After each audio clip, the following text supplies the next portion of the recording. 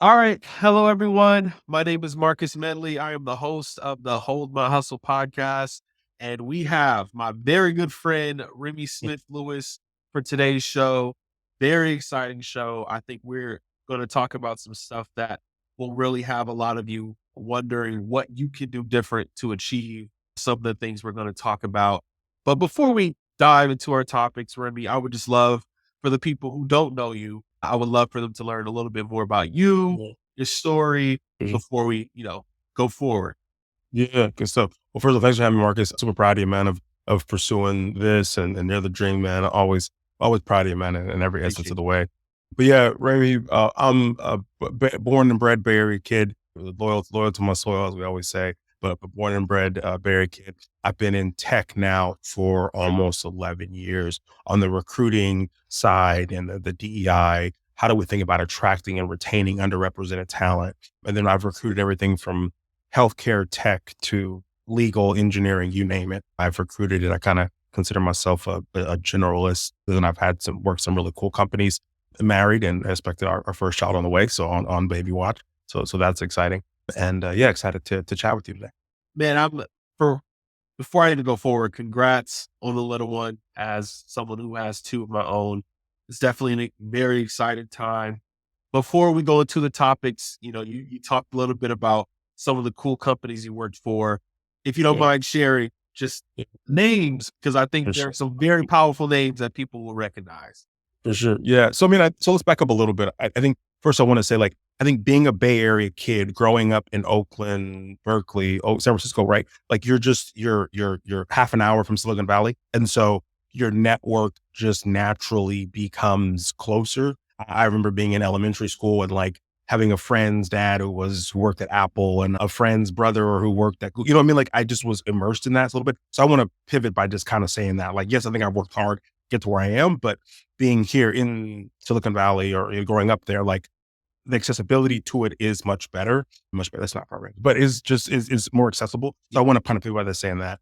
But I started my career off at an agency doing recruiting, tech recruiting there in the healthcare sector.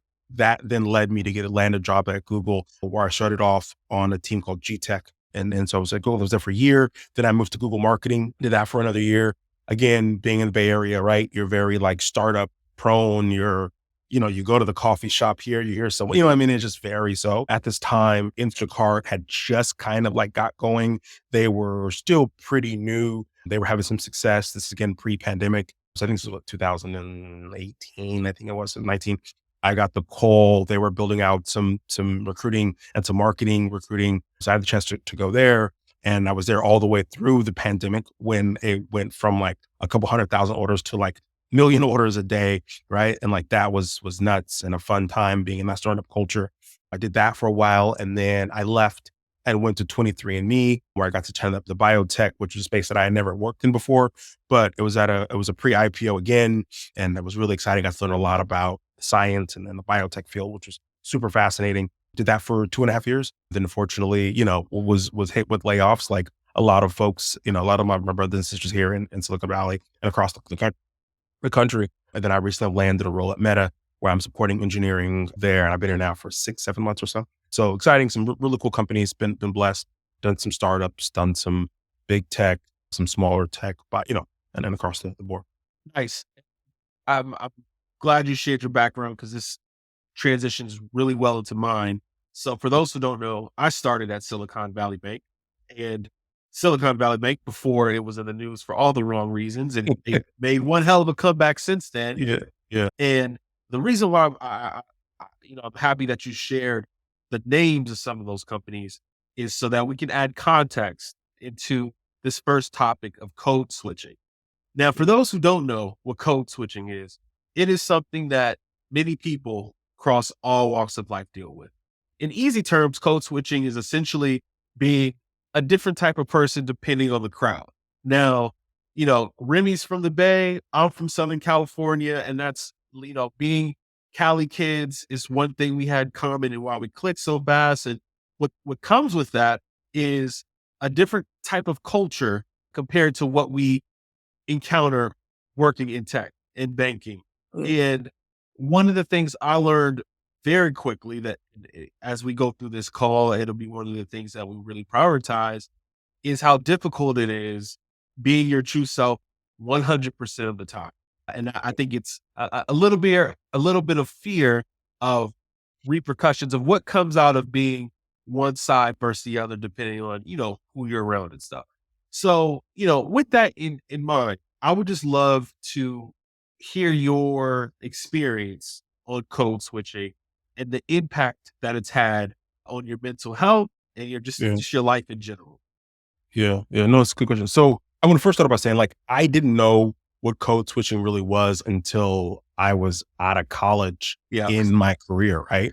Again, being a Bay Area person, being very diverse, right? Like going to elementary school. So the high school that I went to actually was the number eighth most diverse, so the 10th most diverse high school in the country. We had an 8% other population, right? Yeah. So that gives you perspective of like how many different populations of people that we had. And then Vallejo, which I think is one of the most diverse cities in the country, is like 30 minutes from us, right? Right. And so when I say code switching, it was natural because you have groups of friends that are like this and groups of friends that are like that, and you're in class with these people, and you just go and you don't even think about it. Going back even further, I remember being in elementary school and preschool. So from kindergarten to fourth grade, the beginning of the classes were taught all in Spanish. So I was going to Berkeley, had a huge Latino population. So it was like A, B, C, D. And then the second half of the day was A, B, C, D. One, I mean, like, and your homework, literally, like half of it was in English, the other half was in Spanish. And that was all the way to like the third grade group. So that's like the fundamental of kind of like, I guess you can say my code switching, but I didn't even know that's what it was. It wasn't until I got to undergrad that I started to realize like, oh, wait, I do this thing. Right. And it's like, what? Well, maybe this isn't cool. Like this maybe isn't good. Right. And I struggled with it. Right. Like I struggled with it. And yeah, to your point, right. You take a second, you're like, wait, who really am I? What do I truly, really enjoy? Because I'm, I'm, I'm going back and forth for these other, these situations and like, who really is the real Remy Smith-Lewis and what makes you happy? And it's a question that I think even in my late 30s that I still struggle with. Right. I think being not only in tech, but being a Black male in this country in this given time is something that we still just kind of struggle with, right? Like understanding the situation and the climate that we're in and trying to do the right thing for us, our family, whatever it might be.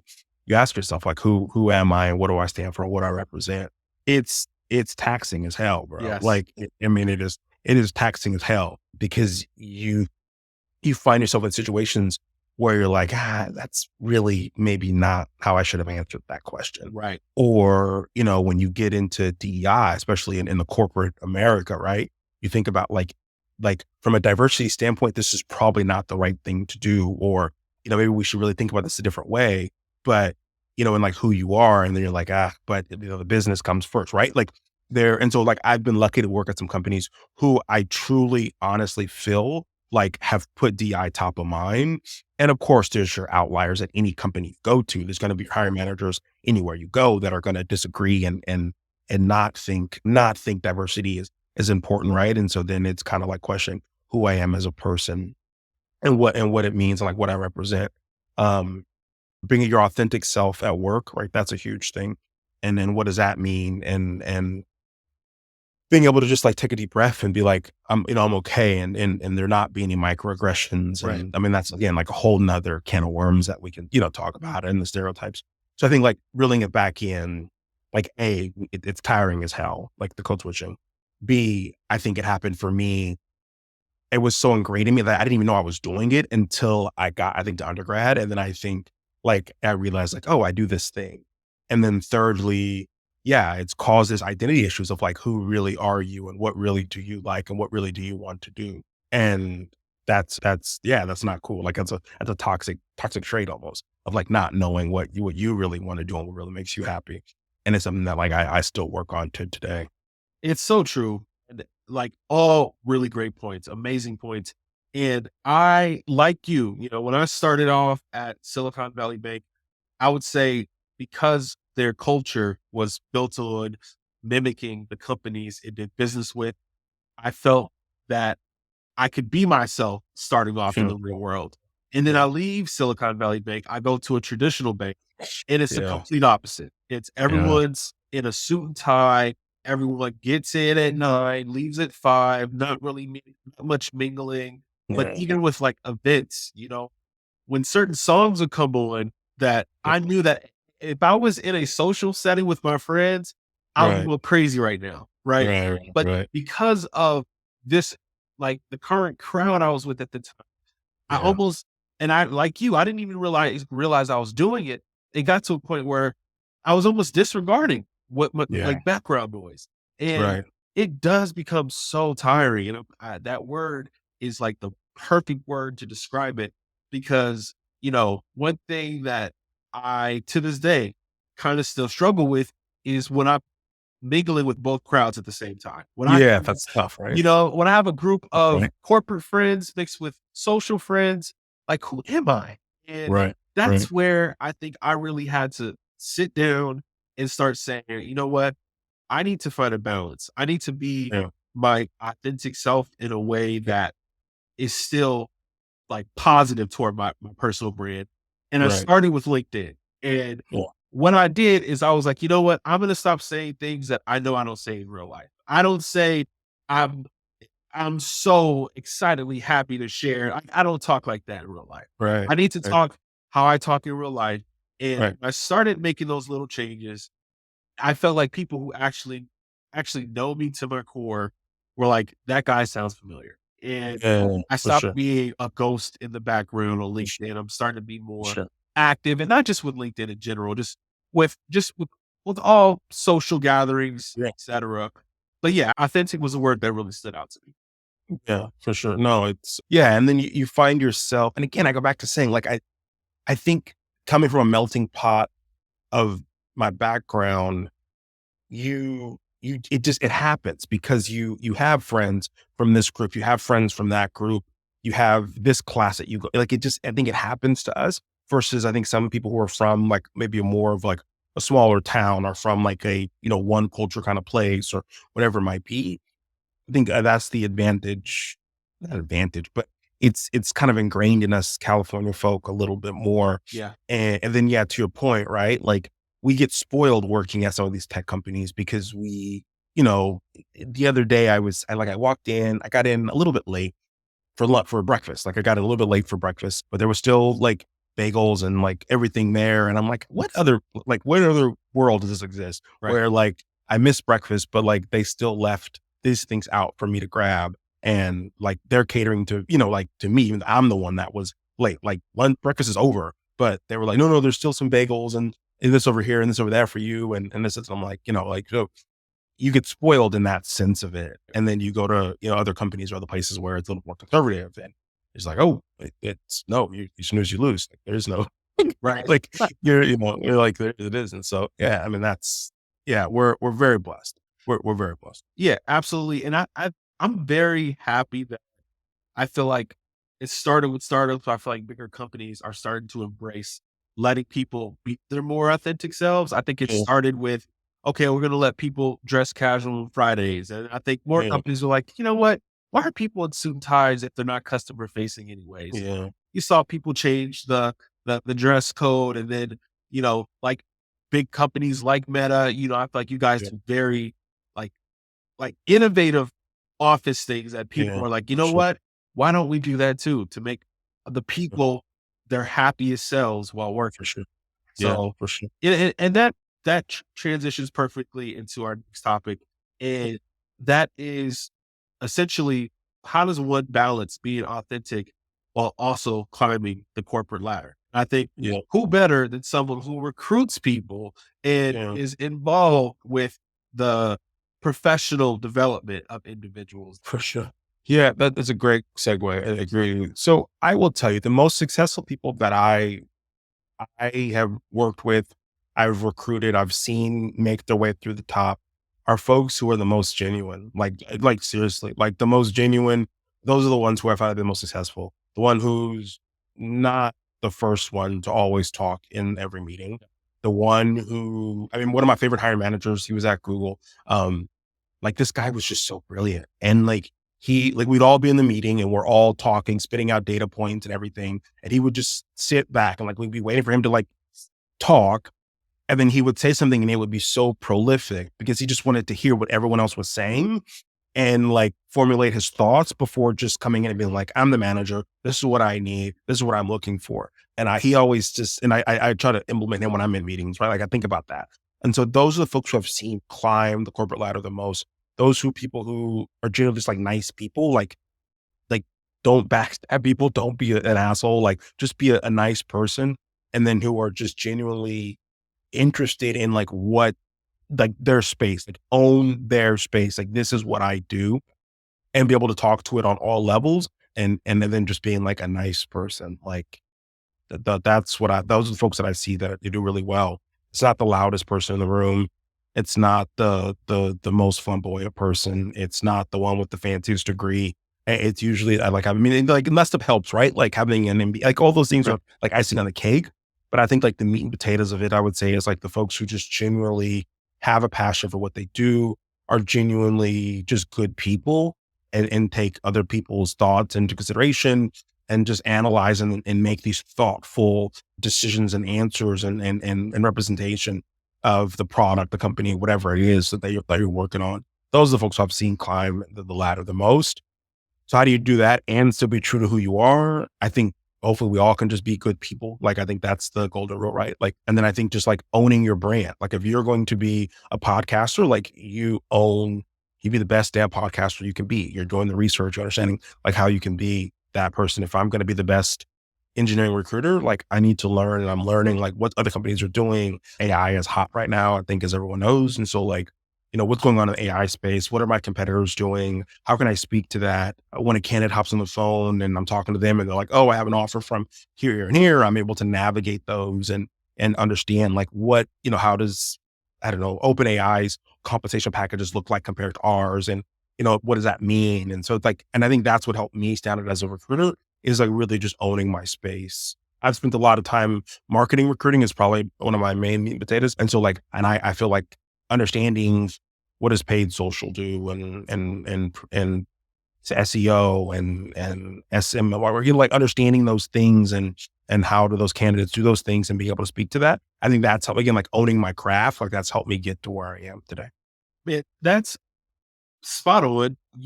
One thing that you said that really stood out to me was the word genuine. And I, it, maybe I'm one of the few lucky ones, but most of the managers I've had interactions with at the companies that I've been at have been some of the coolest people ever. Yeah. Like, we graduate college. I think our expectation is that we're going to go to a job. The manager is going to be like a lieutenant. It's, Yeah. Yeah. they want to see you at your desk at this point in time. They want to Yeah. make sure that you're typing for X amount of time per day. And then you actually get inside of a corporate setting and the people that are the most approachable end up being those managers. Like Yeah. when I was at Silicon Valley Bank, one of the most approachable people on my team was the managing director who essentially controlled everything for that specific team. And it was the individuals that you noted. It was the talkers, the ones who were a little too flashy, the ones who, were trying to do too much to stand out, whose careers, kind of, stalled or went in a direction that they probably didn't expect. And I think it's in part because you have to be genuine because I think a lot of people can pick up on those who are and who aren't. And that's one of when I talk to people who struggle making career advances, genuine and authentic are two words that I use very often Yeah. because and being kind to people because you Right. just never, you really truly never know how being nice to someone can end up benefiting you in Sure. the future. And Right. have a story in particular where I was, when I left Silicon Valley Bank and I was looking for jobs, I interviewed at Boston Private Bank, which was coincidentally by SVB. And they didn't hire me, but I sent one hell of a follow-up email just thanking her for her time and consideration. And she was like, you know what? We really wish we had the room to add you. I just wasn't senior enough. But they were like, she was like, you know what? I was so impressed with you that I want to intro you to Brookline Bank. And I have Yeah. her husband worked at Brookline Bank. And Brookline Bank ended up hiring me. So Yes. I think it's people have to lose the saltiness of not getting their way all the time because you Yeah. will, and just get into the habit of just being kind just because, not because you Right. want something in return, not Right. because you need a favor down the line, but just being Yeah. kind to people just because. Yeah. Yeah. No, for sure. For sure. I like all my one-on-ones, I always like to kind of tell them just like, how are you? Right. Like, and just really like pausing and just like, how are you? And not just like, hey, we do this weekend. What like, seriously, like, how are you? Like, what's going on? And then getting into the work and stuff like that. Like, it's something big that I kind of always believe in. But yeah, just be genuinely a good person. Don't be an asshole. Right, right. It's Don't do it's that. as easy as that. Don't be an Yeah. asshole. Yeah. And I think this is also a great segue into our next topic because it's your bread and butter.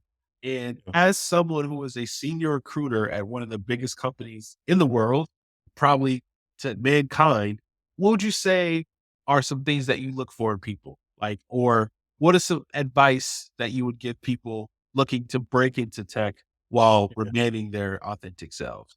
Yeah. So I think the biggest mistake that people make is they have their elevator pitch down and it sounds great, right? But there's no substance to it, Yep. right? Like you can tell me you worked on a team and you did this, and like that's great, right? But how big was the team? What was your role in the team? What was the end goal? How long did you like the quantitative facts? And I think you and I've talked all the time. Like anytime someone sends me their resume, I'm like, what was the quantitative facts to this project you did, right? So I built this team in X amount of days. Me building this team in X amount of days led to X amount of revenue for a company in this quarter, right? Like that's way more solid and more like meat and potatoes versus just saying like, oh, I built a team of 10 engineers. So put in that. So that's like the biggest thing. And then how you do it by being your authentic self, right? So like being a true team player on like whatever project you're working on, right? Understanding what your role and your mission and how you help project get across the finish line. I think that's cool. That's important. And then again, just like thinking back to like, and I think it goes even deeper to like needing to work at companies that you believe in the mission and you want to support them. Because if you're working for, I mean, Molly guys know, like, so I breed and show dogs, right? Right. So purebred dogs are my passion, right? Like I could never go work at like PETA, right? I would have no, like they could offer me all the money, but like I couldn't support them. Their mission is completely opposite to what my passion is, Right. right? So I would not be able to get behind any role I was recruiting for them. I couldn't do it.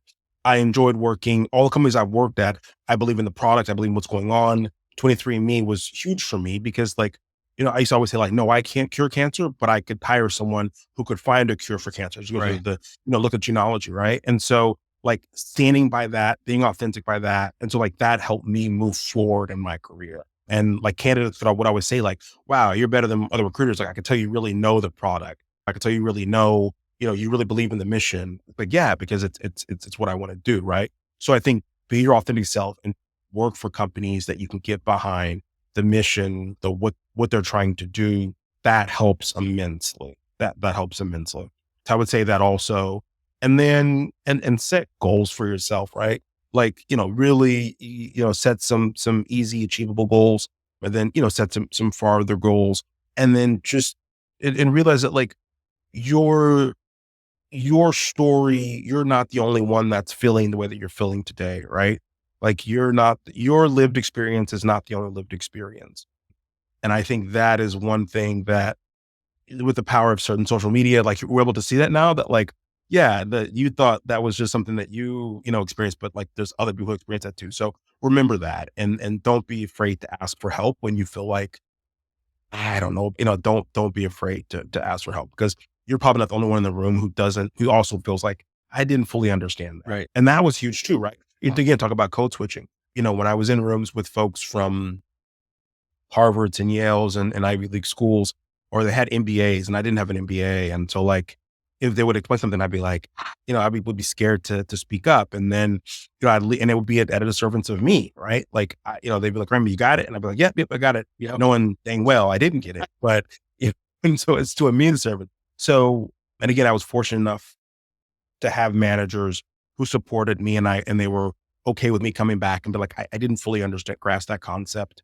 When I started recruiting for some of the life sciences, I'm not a scientist. I mean, I took bio and, and chemistry in college and like, that was it. But like, I know more about protein engineering and computational biology than I ever thought I would because I asked the questions and I had cool managers, hiring managers that I could say like, hey, explain this computational biology thing, explain this statistical geneticist thing to me. Like what is this and how does this affect the job that I'm hiring and company goals? So I asked the right questions. So I would say ask the right questions and come in a true vulnerable state when you ask those right questions. So yeah, that's I know I kind of rambled a little bit, but I think there was some nuggets in there. Yes, some 10-piece nuggets with barbecue sauce on the side.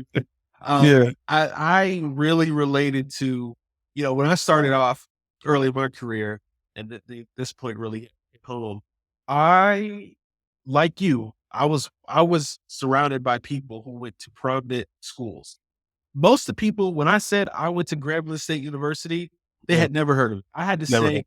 we have a marching band, even that. Oh, yeah, yeah. So I had to go all through all that where Yeah. if someone says Harvard, Princeton, Yale, Stanford, it's like no brainer, thought about it. Right. And I found myself that when I got questions where I didn't know the answer to, and this is one thing that really changed my career, which I'm so happy you brought up.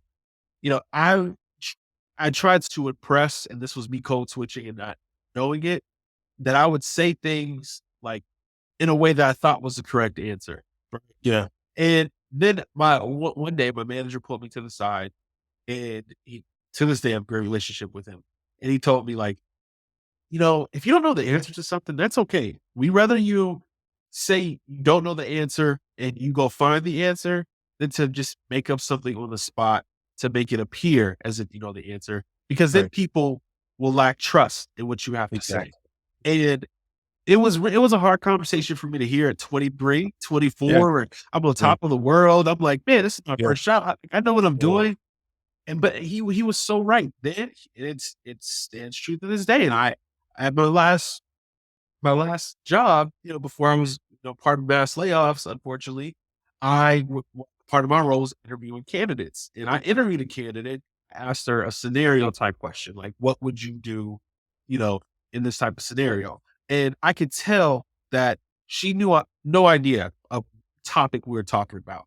And the same advice my manager gave me, I gave to her. I was like, listen, I think it's kind of clear that you don't really know the specific product I'm talking about and how it works, but that's okay. I gave her real time advice, like, in the future, if you truly don't know the answer, if you don't know context behind a specific subject, just Yeah. admit it. It looks way better to admit that you don't know something than to act like you know something and just be totally wrong. Wrong. Right. Right. No, spot on. And I Spot on. learned that at a young age, and that's why I'm so happy you brought that up, because it's one of those things that you know going back into code switching that people do and they don't even realize they do it. And but Mhm. you have to remember that when you're, especially when you're talking about subjects that some people are very passionate about, like you mentioned show dogs. If you were to come up to me and ask me about a specific breed and traits, and Yeah. I'm so badly trying to impress you to get into the Yeah. show dog business. And I'm like, oh yeah, this is the type of dog that does that. And you're like, Yeah.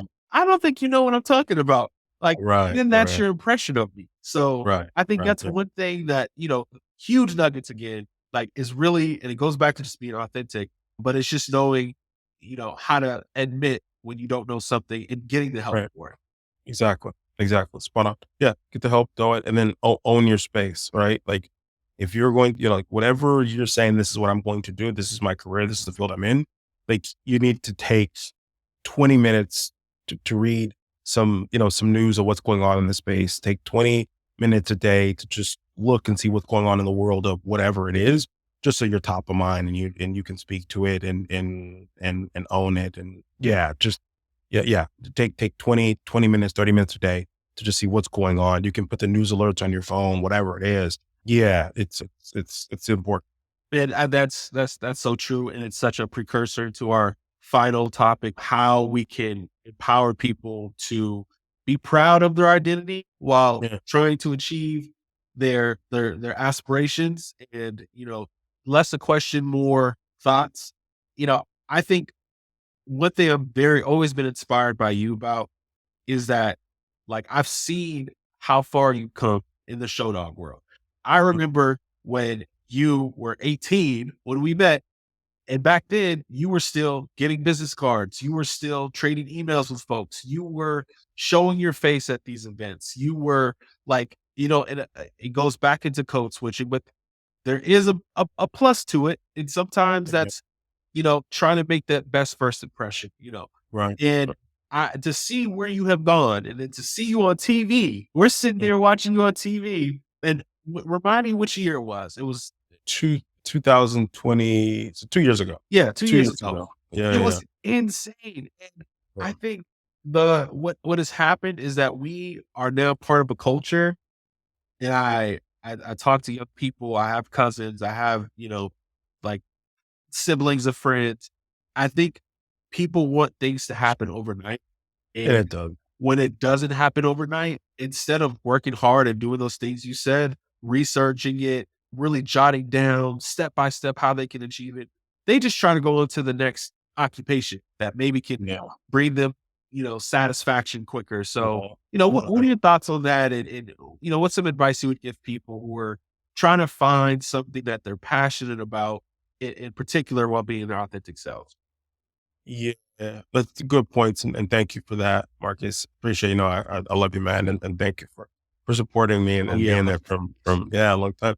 I would say, I love food, so I think of it like a good soup or a good gumbo, right? Like it takes a while for it to taste just right. yep, You know what I mean? It takes a while for it to taste just right. You don't just throw everything in the pot, turn the water on, and go, and you got a good pot of gumbo. Right first, you know what I mean? It takes a while for it to stew and simmer and really get them flavors. So I think that's the analogy I would just use, right? Like all good things, they take a while. And yeah, you'll get lucky. You may get lucky and you may have some quick success. Like you may, but how is it going to sustain, right? Like, and then what's it going to take the time? So, I think so. Take a step back, analyze the situation that you're currently in. How do I get there?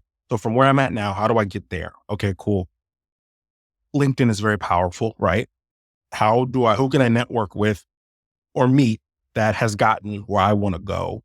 And then maybe potentially where I'm at currently, right? And how do I network and talk to them and figure out like how to get there? And then set those timelines and those goals for yourself and put yourself in the position to get to where you want to get to. And being vulnerable with yourself, being vulnerable with others, being transparent with yourself and others, and being realistic with yourself and others, right? Like if you're taking one unit at a JC right now, like how can you say I want to go be a CEO of this Fortune 500 company? Like, come on, bro. Like you're only taking one unit at right. JC right now. Like you got to pick up you got to pick up pace a little bit, right? And be realistic. And yes, we all have situations and we all have, you know, life restraints that may put a restraint on it. And so that's fine, right? But like, how do you go around those and how do you work through those to get to where you need to get to? It may take a little bit longer, but as long as you get there. And so understanding your process, knowing that your process doesn't have to be the other person's process, right? Like everyone's journey is different. So you can't compare yourself to other folks. And again, back to your point of like about working with folks from like big Ivy League schools, stuff like that. But I'd be like, but we're working at the same company. We're, from a salary standpoint, I don't know, we're probably similar, but my lived experiences are no different than their lived experiences, are different. And like, but we're both here together working at the same company. Yep. And if anything, if anything, like I may be a little because I had a little more grit because I had to work a little bit harder. What's the Kendrick? They not like us, right? Right. So like, you know what I mean? So like, it's a little bit of that when I think about like what it means to not go to those Ivy League schools and that kind of stuff. So yeah, there's that sense. And then just don't let anyone tell you no. Like one door closes, another one will open. Never sacrifice who you are to get to where you want to get to. Like at the end of the day, stay humble and think about like what your passion is, what your goals are, and then how do you achieve. We use your gumbo analogy. The first thing that came to mind is the roux of gumbo. Yeah, right. Anyone who's never cooked gumbo, Yeah, the roux is probably the smallest part, but the but most it's the most important. important. It's Exactly. the most important. And it's doing those little things. And like when you think of gumbo, you think of roux.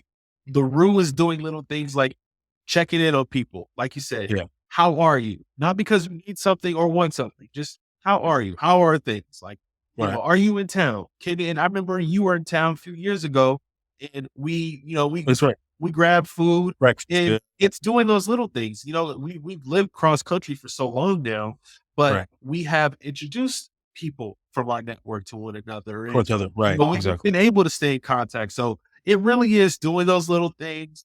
Like you said, LinkedIn is a powerful place. You know, going back to rule, think of commenting on people posts, you know, commenting to reach, liking Right. it, asking questions about a topic you may not Yeah. be familiar with, doing Yeah. those little things because that rule is the most important part of the gumbo. And I Right. promise you, you do those little things, your gumbo will taste a lot better than it. Yes, exactly, exactly. So yeah, no, spot on. That's kind of how I look at all of it. And like, don't be, and you can't beat yourself up if you don't succeed. Like, that's the thing too. Like I feel like some folks, because I got that way too, right? So like I graduated college and there were no jobs. Like Right. it was miserable. And like, you know, I was beating myself up and thought, but like, look, I turned out fine. Like I'm okay. You know, it's crazy. So this week I think would have been a year when I was like part of layoffs and I was unemployed for 6 months. And like it was, you know, like your legs get swept from underneath you. You think, you know, but you're gonna bounce, but you bounce back and you're okay. And you know, you keep pushing. And so it's crazy. So don't let one mishap, one thing stop you from pursuing it because it's gonna happen again. And so you just got to keep pushing and keep going on. And I know, like you're like, yeah, you say that, but it's what you can do, man. I mean, I was at a pretty low place a year ago today, pretty much. You know, pretty low place. I think you and I had chatted even Yeah. when I first lost the job and was like, what do we do? You know, and we sold the house and Right. no, it was tough and taxing, but you know, you turned out okay. And here I'm a year later, expecting my first child. Yeah. My beautiful wife is still by my side. My family is still by my side. Those who are important to me, you know, supported me through those times and they're still by my side. And so it's just, it's it's all going to work out. And again, remember your journey is not the other person's next to your journey. What is a quote like? Comparison is the biggest joy stealer or something like that. Yeah. Like comparing yourself to others is a big, like, and it's true. Like it totally is true. It's your story. It's your chapter. You be the main character of your story and walk through it. Yep, it's so true. And I was in a similar position like you. I got laid off. I was probably unemployed for about 6 months exactly. And Yeah. that was the first time I didn't even know Yeah. how to collect I unemployment. didn't Oh, know. like, and I didn't even know, like, Yeah. after getting laid off that I had to Yeah. pay for my health insurance. I was like, dude, so Yeah. I get laid off and my expenses are going up. But Yeah. you know, you made such a great point. It's taking a step back and realizing, you know what? The job market sucks right now, but I'm going to figure it out. And at the end of the day, you can't do better than your best. So if you're out here applying for jobs, if you're out here educating yourself, if you're out here really working to become a better professional and develop into the person you want to be, you just got to relax. You know, Yeah. it won't happen overnight. Things will take time. But to your point, look at our lives a year later. You know, we're back on our feet. We're doing things that we love to do. You're expecting your first, my, you know, second just turned two, and Yeah. things are on a much greener side than they were before. Yeah. But it is really just about relaxing and understanding that, like, again, you can't do better than your best. Exactly. Amen. Man, Amen. Remy, thank you so much. It All was good, my guy. such a pleasure having you on here. All good. If if there's anything I can do in the meantime, you know, if there's any talent I can send your way, just please let me know, you know, what you're looking for. I'll be happy to do so. For sure. And if anyone sees this and wants to chat, like I'm a simple LinkedIn message away. Like I don't get to them right away, I promise you, but I will try to get to them. And I'm happy to talk to anyone because people were happy to talk to me when I was in whatever. So I'm happy to talk to anyone. Just a simple LinkedIn message away. Find Remy Smith-Lewis on Mhm. LinkedIn. Mhm. It will change your life. For sure. For sure. For sure.